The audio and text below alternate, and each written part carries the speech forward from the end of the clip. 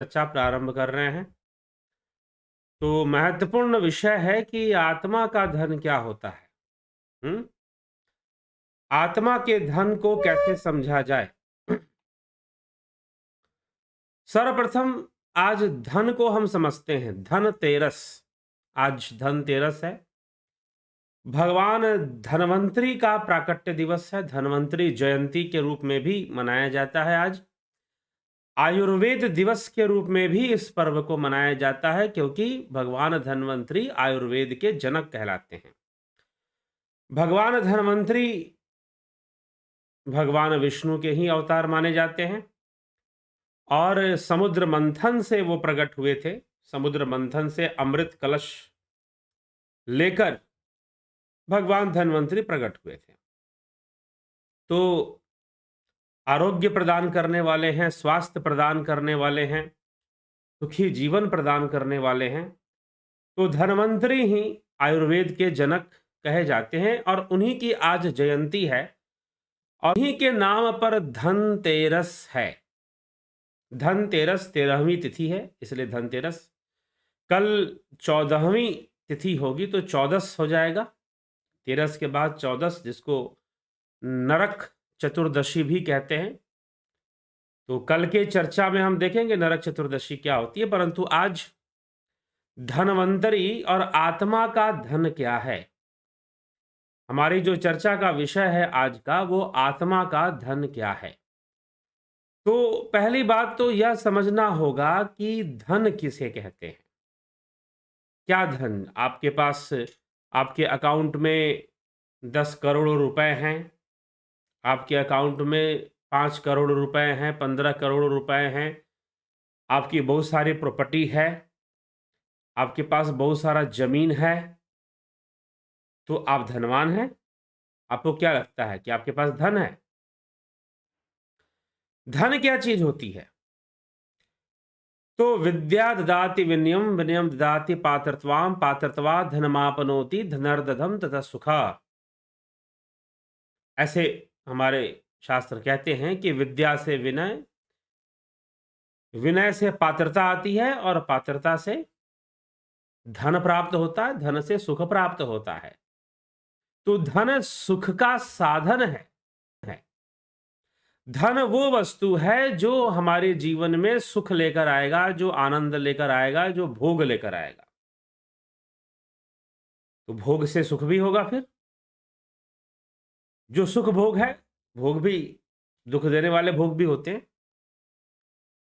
तो जो सुखों का भोग है वह धन के माध्यम से हमें प्राप्त होगा। तो आपके अकाउंट में पैसा है या आपके पास बहुत सारा कैश है, तो क्या वह धन है? तो वास्तव में धन एक भाव है। धन को ये कहना कि वह नोट धन है या आपके अकाउंट में जो लाखों रुपए जमा हो रखे हैं वो धन है,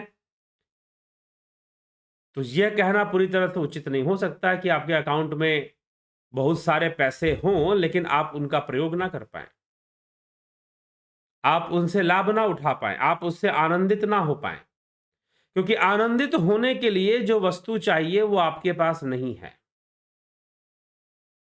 और वह कुछ कुछ और है। आपका मन अशांत है, धन तो बहुत है लेकिन फिर भी आपका मन अशांत है।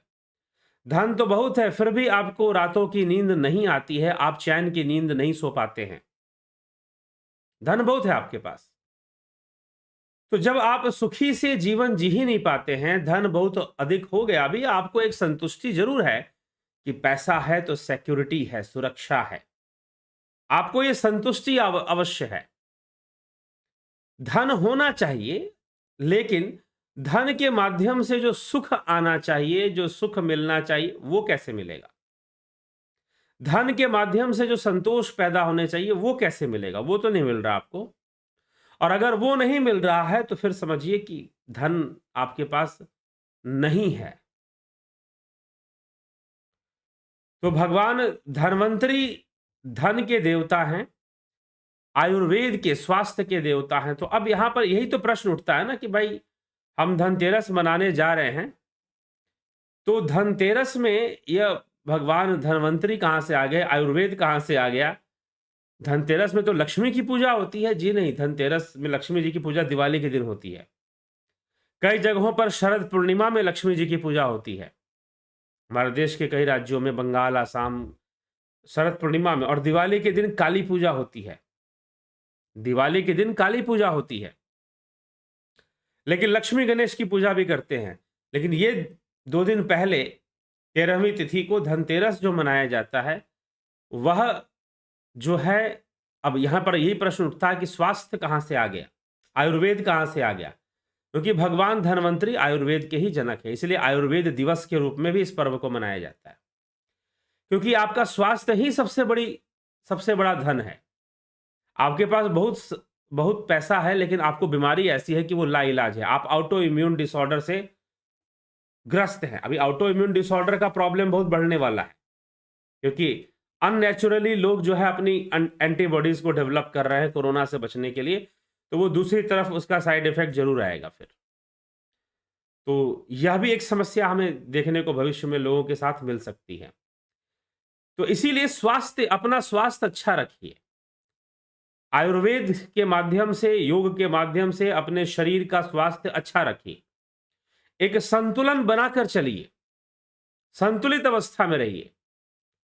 फिर देखिए, निश्चय ही आप धनवान हो जाएंगे। क्योंकि अगर धन है और स्वास्थ्य नहीं है, सुख नहीं है, तो फिर उस धन का कोई लाभ नहीं है। एक बार क्या हुआ, एक सेठ जी थे, ध्यान से सुनिएगा, बड़ी रोचक कथा है, ये कहानी है। एक बार एक सेठ जी थे और सेठ जी के पास धन बहुत था, अच्छी खासी उनकी लंबी चौड़ी बिल्डिंग थी। और बिल्डिंग जो लंबी चौड़ी थी उसमें वो अपनी रहते थे, लगभग 4-5 मंजिला उनकी बिल्डिंग, और उसमें उनका परिवार ही रहता था। महल जैसा घर था, महल जैसा। अब वहां पर एक संत उनके, जिनको वो कोई गुरु गुरु मानते थे, उनको बुलाया था उन्होंने, घर पे वो गए थे। घर पे गए थे तो उन्होंने पूछा कि महाराज, अपने संत से, अपने गुरु से उन्होंने पूछा कि महाराज, पैसा तो बहुत है मेरे पास, धन बहुत है, लेकिन चैन नहीं है, सुख नहीं है। मैं चैन की नींद सो नहीं पाता हूं, मुझे चैन की नींद मिलती नहीं है, मुझे चैन की नींद आती नहीं है। इस प्रकार से उन्होंने यह अपनी शिकायत एक रख दी कि ऐसी ऐसी समस्या से मैं निपट रहा हूं, ऐसी ऐसी समस्या से मैं जूझ रहा हूं, तो इसका क्या उपाय है कि मुझे नींद क्यों नहीं आती है? तो साधु जो थे, जो संत थे, उन्होंने पूछा कि अच्छा चल ठीक है, तो अपने पड़ोसियों के बारे में बता। अब सेठ जी ने सोचा कि भाई पड़ोसी कहाँ से बीच में आ गए? मैं तो अपनी बात कर रहा हूँ कि भाई मेरे मेरे धन है, पैसा है, लेकिन चैन की नींद नहीं आती मुझे। मैं सो नहीं पाता हूँ, मुझे नींद नहीं आती है। तो साधु ने पूछा, संत ने पूछा कि तुम अपने पड़ोसियों के बारे में बताओ। तो अब सेठ जी बड़े हैरान कि भाई पड़ोसियों का, मैं तो प्रश्न का उत्तर। तो जो गुरु जी थे, जो साधु महाराज थे, उन्होंने कहा कि देखो, दे दूंगा तुम्हारे प्रश्न का उत्तर, अभी जो मैं पूछ रहा हूँ बताओ ना। उसने कहा कि मेरे पड़ोसी कोई आसपास मेरे कोई दूसरा मुझ जैसा अमीर नहीं है, और मेरे बिल्कुल बगल में जो मेरे पड़ोसी जो आप कह रहे हो, वो बहुत ही गरीब लोग हैं, बेचारे मजदूर टाइप के लोग हैं, और दिन भर मेहनत करते हैं, अपना फिर जो मिलता है उससे खाते हैं। इस तरह से उनका गुजारा चलता है, और वो गरीब लोग हैं, आप देख सकते हैं। तो खिड़की से झांक कर उसको दिखाया कि आप देखिए, मेरे घर के बगल में बहुत गरीब लोग रहते हैं। तो उन्होंने पूछा कि अच्छा, इनको नींद आती है कि नहीं आती, तुझे पता है? तो सेठ जी ने कहा कि इनको, ये तो सोते हैं, ये तो घोड़े बेचकर सोते हैं, और ये अपनी झोपड़ी के अंदर सो जाया करते हैं रात भर। मैंने खुद देखा है, मुझे नींद नहीं आती तो मैं छत पे चला जाता हूँ, और छत से मैं इनकी झोपड़ी को झांकता हूँ, और देखता हूँ कि बड़े चैन की नींद ये सोते हैं। कई बार गर्मी के मौसम में खुले आसमान के नीचे सो रहे होते हैं, खाट बिछाई और लेट गए, और किसी तरह की कोई चिंता नहीं। सारी नींद इनकी इतनी पक्की होती है नींद कि पूछिए मत। मैं इनको देखकर बार बार तरसता रहता हूँ, काश मुझे भी कभी नींद आएगी, बहुत अच्छी सी नींद, जिसको मैं बड़ा आनंदित होऊंगा उस नींद को प्राप्त कर कर। तो साधु ने कहा कि अच्छा, ये बड़े चैन की नींद चाहते हैं, तू चाहता है कि इनकी नींद खराब हो जाए? उन्होंने कहा कि नहीं महाराज, मैं क्यों चाहूंगा नींद खराब कर कर। नहीं, मेरे पास एक उपाय है कि नींद कैसे खराब होगा इसका इनका। अच्छा, कैसे खराब होगा? तो उन्होंने कहा कि ठीक है, ऐसा कर कि तू 99 रुपए जो है, कितने? 99 रुपए जो है, 99 रुपीज तू करके 10 का नोट और कुछ सिक्के, कुछ इस तरह से खुदरा जो चेंज है उसमें कोई मोटा पैसा 99 रुपए कोई वैसे भी नोट तो आता नहीं है। तो ऐसे जो है कर कर तू ऐसा करना कि जब ये लोग मजदूरी पर चले जाएं और जब घर में ना हो तो इनके घर के पास फेंक देना बस 99 रुपए। और फिर देख आगे क्या होता है, बताना मुझको फिर। सेठ जी ने कहा कि ठीक है गुरुजी, जैसे ही आप किया गया। सेठ जी ने क्या किया कि वो जितने भी गरीब लोग थे बेचारे, जब वो अपने काम पर गए हुए थे और जब शाम हो गई और जब वो उनके आने का समय हो गया, तो सेठ जी ने क्या किया, 99 रुपए एक पोटली में लिए और पोटली के साथ ही गिरा दिए। और जैसे ही गिरे उनके घर के आंगन में या घर के पास, जब जैसे ही वो पोटली गिरी, तो वह जो पोटली थी पैसे उससे बाहर निकल गए, बिखर गए। कुछ सिक्के थे, कुछ 10-10, 20-20 के नोट थे, ऐसे करके मिक्स करके 99 रुपए टोटल फेंके गए। अब 99 रुपए फेंक दिए गए नीचे जो है। अब अगले दिन क्या, उस दिन क्या हुआ कि चलो सूर्यास्त हुआ और वो सारे मजदूर लोग जो है अपने कमाई से वापस लौटे और उनका एक परिवार वहां पर रहता था। अब वापस लौटने के बाद जो है वो अपने घर में प्रवेश की और घर में देखे कि भाई यहाँ पर कुछ पैसे गिरे हुए हैं, कुछ यहाँ पर पैसे गिरे हुए। उन्होंने सारे पैसे, अब पैसे बहुत ज्यादा बिखरे तो नहीं थे, वहीं पर थे आसपास। अब उन्होंने वो पैसे जो है इकट्ठे करने शुरू कर दिए। चलो भाई इकट्ठे करने शुरू कर दिए और इधर सेठ जी जो है अपना आराम से सोने चले गए, आराम करने चले गए। सेठ जी को पहले की तुलना में थोड़ी नींद ठीक ठाक आई। अब जो है फिर अगले दिन फिर से उनके जो गुरुजी थे वो पहुंच गए कि भाई तुमने जैसा मैंने कहा था किया कि नहीं किया। सेठ जी ने कहा कि हाँ महाराज मैंने कर दिया। और फिर तुमने चेक किया था, रात को देखा था कि भाई क्या हुआ उनके साथ, क्या नहीं हुआ। उसने कहा कि हाँ रात को बड़ी आवाजें आ रही थी इनके यहाँ से, आवाजें आ रही थी तो मैंने उठकर देखा। मुझे भी कोई खास नींद तो नहीं आ रही थी, लेकिन बाद में मुझे कल नींद अच्छी आने लगी। तो आधी रात जब हो गई, आधी रात जब हो गई तो आधी रात ज़्यादा समय बीत गया, वो सो नहीं रहे थे और मुझे थोड़ी-सी नींद आनी शुरू हुई तो मैं लेट गया था फिर। लेकिन वो मुझे जहाँ तक लगता है वो सोए। तो जो गुरुजी थे उन्होंने सेठ जी से कहा कि सेठ जी आप जाकर उनसे पूछिए, उनसे जाकर पूछिए कि आखिर वो रात भर क्या कर रहे थे। तो सेठ जी निकले और सेठ जी निकलकर जो है पहुँच जाते हैं और पहुँचकर उन लोगों से पूछते, भाई रात को क्या हो गया? तुम लोग सोए नहीं थे, तुम्हारे घर से बड़ी आवाज़ आ रही थी। उन्होंने कहा कि नहीं हम सो नहीं पाए, हमारे कुछ पैसे। बोला कि पैसे गुम हो गए थे, अब ₹1 उसमें मिल नहीं रहा था तो उसको ढूँढने में हमने सारी रात लगा दी। उस ₹1 को ढूँढने में सारी रात लगा दी।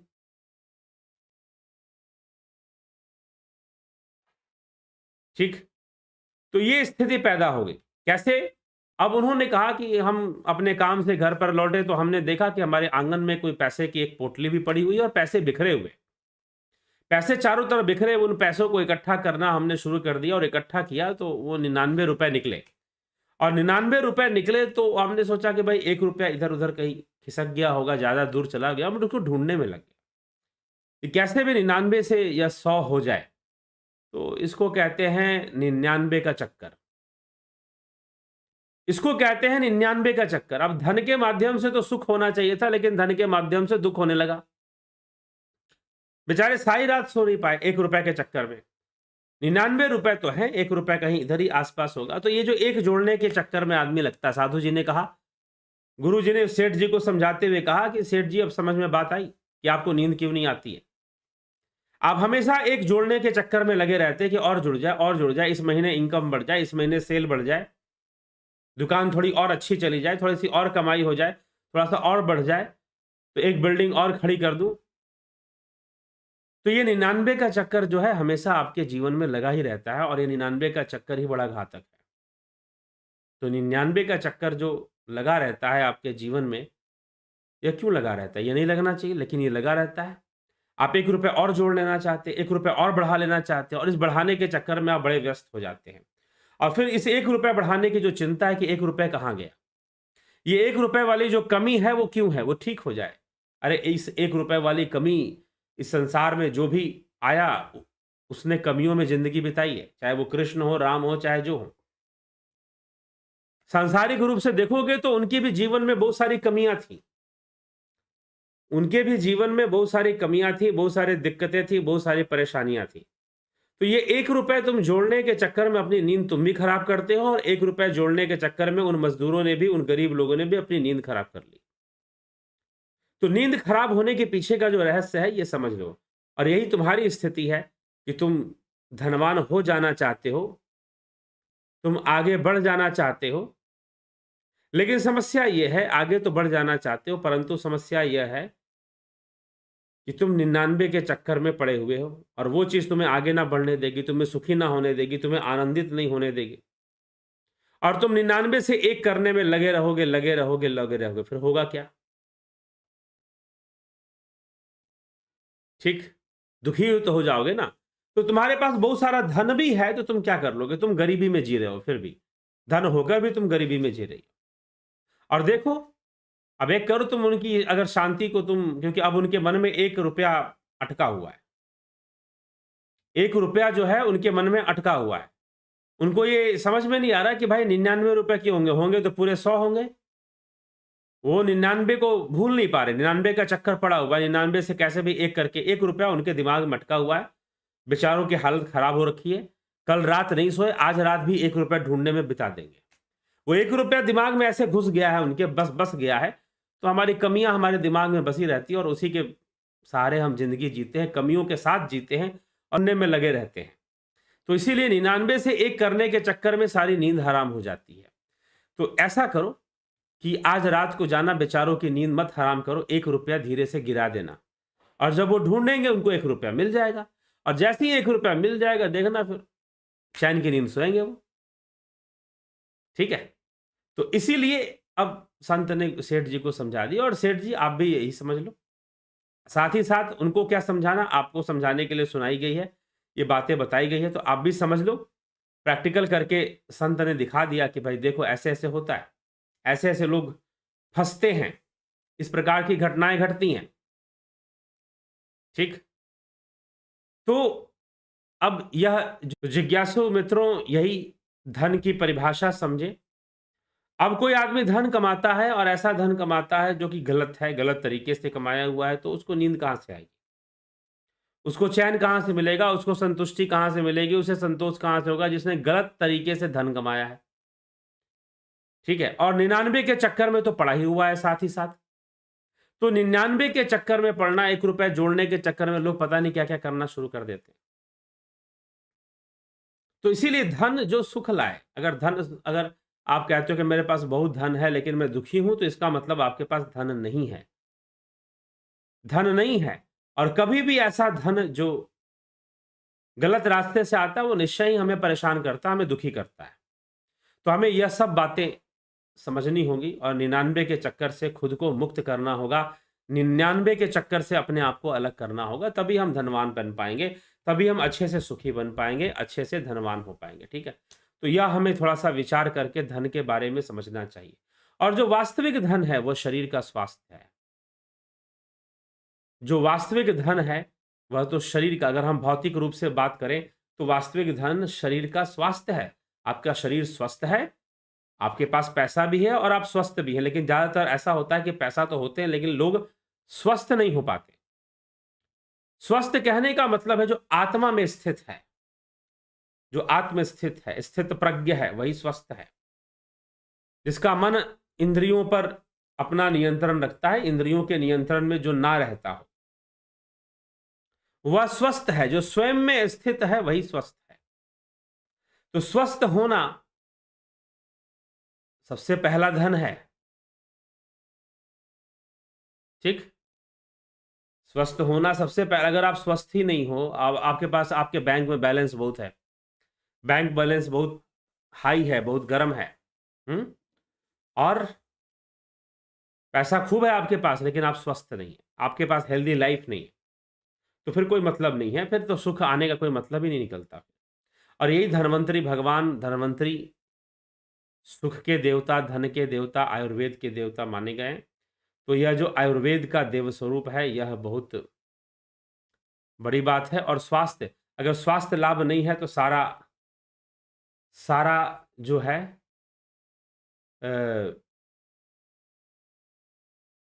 जो है सारा जो है आपका धन बेकार है, आपके पास जितना भी धन है सब व्यर्थ है, अगर आप स्वस्थ नहीं रह पाते तो।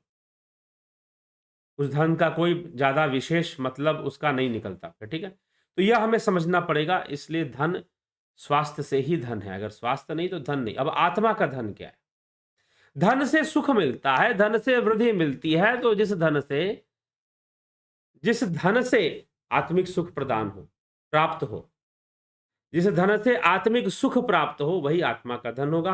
और आत्मिक सुख कैसे प्राप्त होता है? तो ध्यान योग से होता है। तो ध्यान ही आत्मा का धन है, क्योंकि आत्मा की प्राप्ति या आत्मिक शांति की प्राप्ति या समाधि की प्राप्ति, पूर्णता की प्राप्ति, वास्तव में जीव मोक्ष में क्या होता है? जीव मोक्ष में पूर्णता का अनुभव कर लेता है, पूर्णता को प्राप्त हो जाता है। ठीक? तो जीव को का जब उसका मोक्ष होगा तो पूर्णता को प्राप्त हो जाएगा, क्योंकि जीव की पूर्णता ही मोक्ष है, जीव की पूर्णता ही निर्बीज समाधि है। इस प्रकार से बातें बताई गई हैं, इस प्रकार से बातें कही गई हैं। तो आत्मा का धन ध्यान है, आत्मा का धन ध्यान है, क्योंकि ध्यान से ही आप आत्मा की गहराइयों को जान पाते हैं, आत्म सुख को प्राप्त कर पाते हैं, आत्म शांति को प्राप्त कर पाते हैं। ठीक? ध्यान से। तो ध्यान के माध्यम से ही परमानंद की उपलब्धि होती है। ध्यान योग की साधना से ही परमानंद की उपलब्धि होने वाली बात है।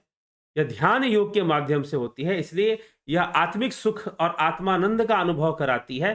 तो इसीलिए आत्मा का धन ध्यान है, आत्मा का धन ध्यान है, इसलिए हमें ध्यान योग करना चाहिए। अगर हम आत्मा के धन की प्राप्ति करना चाहते हैं, आत्मा से सुख की प्राप्ति करना चाहते हैं, आत्मा से शांति की प्राप्ति करना चाहते हैं, तो हमें ध्यान का प्रयोग तो करना ही पड़ेगा, ध्यान योग तो हमें सीखना ही पड़ेगा। तो इसीलिए यह हमारे जितने भी नियम हैं वेदों के अंदर, पुराणों के अंदर, और इस तरह की घटना जो बताई जाती हैं, हमारे जो आपके वेदों में, पुराणों में जो भी हमारे बताए गए हैं, वह इसी से, आत्मा से संबंधित जो बातें हैं, आत्मज्ञान से संबंधित, आत्मिक सुख से संबंधित जो बातें हैं, वह आत्मिक सुख से संबंधित होने वाली बातें हमें ध्यान योग की ओर ले जाते हैं, ध्यान योग की साधना करने की प्रेरणा देती हैं, और उसी से मन की शांति संभव है, उसी से आत्मा की शांति, आत्मा क्या, मन की ही शांत होनी, आत्मा तो सर्वदा शांत है, लेकिन हमारा लय उस आत्मा में हो, हमें उसका साक्षात्कार हो, हमें उसका साक्षात्कार हो, यह बहुत महत्वपूर्ण है। तो फिर ध्यान रूपी धन प्राप्त होगा। तो ध्यान रूपी धन से आत्मानंद प्राप्त होगा, ध्यान रूपी धन से आत्मानंद प्राप्त होगा, परमानंद प्राप्त होगा।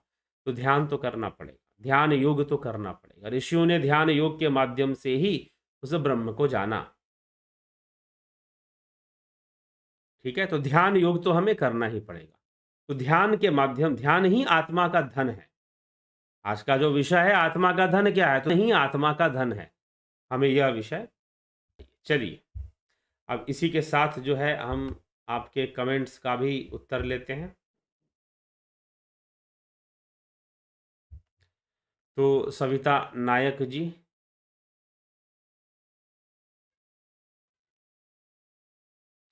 सविता नायक जी, बहुत बहुत अभिनंदन। विक्रम सिंह जी, कन्हई कुमार जी, गौरव जी, गोपाल शर्मा जी, दयानंद, आत्मा का धन योग है, निरंतर अभ्यास करते रहना चाहिए। जी हाँ, बद्रीलाल जी, जगत नारायण जी, जीवन सिंह, राजू पाल, रमेश पेशवानी, स्मिता सावंत, बबीता धीमान, ललित गर्ग, गणेश पवार जी, बहुत अभिनंदन। राम निवास मीना, योगेंद्र पंडित, प्रकाश बघेला, दीपक कोलकर, गुरु जी क्या प्रेत किसी इंसान का दिमाग पढ़ सकता है? क्या ये प्रेत? हाँ, कई बार कर सकते हैं ऐसा। या अब इसकी कितनी संभावना है, कितनी उनके अंदर शक्ति है, कितना सामर्थ्य है, उस पर कई बातें निर्भर करती हैं। ठीक है? तो दीपक कोलकर जी, ज्ञावली शर्मा, श्वेता कुमारी, पिंटू वासवा, रूपलाल विश्वकर्मा, शिंदे, तुषार जी, रचना आरके जी, रमेश वागोड़े, अर्जुन चौहान जी, उषा श्रीवास्तव जी, अंजू श्रीवास्तव जी, कन्हई कुमार जी, गौतम दास, बीकू कुचाड़िया, स्मृति रस्तोगी, जेपी गुज्जर, उदय शंकर, लवीश कुमार, माधुरी कोले, गणेश पवार जी, कन्हई कुमार जी। समुद्र मंथन का आध्यात्मिक रहस्य क्या है? आध्यात्मिक रहस्य, और वह एक स्मृति ग्रंथ के अंदर पुराणों में एक कथा आती है, तो वो कथा है ये पुण्य को निकालने के लिए समुद्र मंथन, यह मन रूपी ही समुद्र है, उसी का मंथन कर देना है, और उससे मंथन करने के बाद शुद्धता आ जाएगी, और उस शुद्धता में सब साफ साफ दिखाई देगा। ठीक, तो इसीलिए समुद्र मंथन मन का ही मंथन है, जो योग में होता है, साधना में होता है। हमें ऐसा ही समझना चाहिए कि वो मन का ही मंथन है। ज्योति दत्ता जी, गोपाल शर्मा जी, कमी की अवस्था ही संसार है, धन से महंगे बिस्तर तो खरीद सकते हैं मगर नींद नहीं। जी हाँ, अच्छे भोजन खरीद सकते हैं पर तो भूख नहीं। तो ये है, तो प्रकृति ने हर काम की आधी बाजू खुद के नियंत्रण में ही रखी है।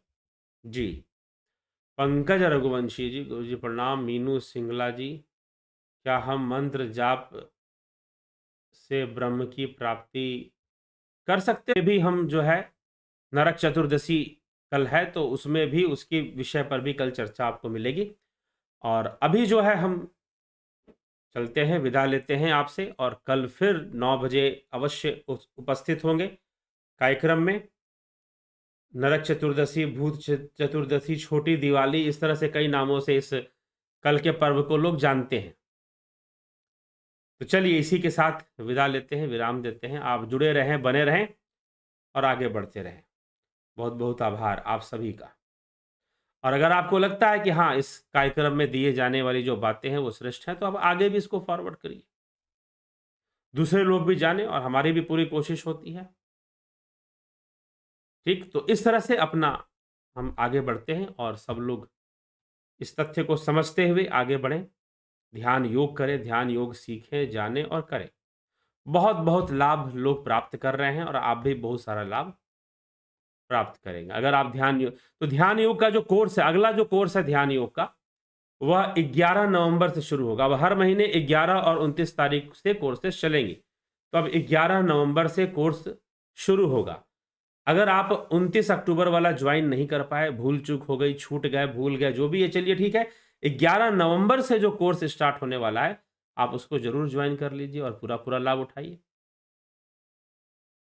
ठीक है, इसी के साथ आज के सभा को, आज के इन विचारों को यहाँ विराम देते हैं, और आप जुड़े रहें, बने रहें, और धर्म के, सनातन धर्म के इस प्रचार कार्य को आगे बढ़ाते रहें। बहुत बहुत आभार आप सभी का।